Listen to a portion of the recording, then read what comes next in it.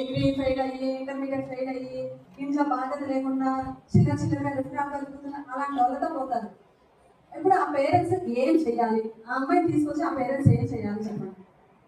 ఆ అమ్మాయితో కూర్చోబెట్టి అమ్మాయి తప్పు జరిగిన పొరపాటు ఎలాగో జరిగిపోయింది, ఇకనైనా నువ్వు రియలైజ్ అవ్వు, మీ పేరెంట్స్ నీకు ఒక మంచి లైఫ్ ఇస్తారు, వెళ్ళు అంటే సస్య మీద మేము వెళ్ళామంటే వెళ్ళాం, ఆ అబ్బాయితో పాటే వెళ్తాం. బాగా చూసుకుంటాడు, ఏం పెట్టి చూసుకుంటాడు, ఎలా చూసుకుంటాడు, కళ్ళ ముందర కనిపించేది మాత్రమే జీవితం కాదు, మీకు తెలియని జీవితం చుట్టూ చాలా ఉంది, బావిలో కప్పల్లాగా ఉంది, ఇదే జీవితం, అతనితో వెళ్తేనే జీవితం.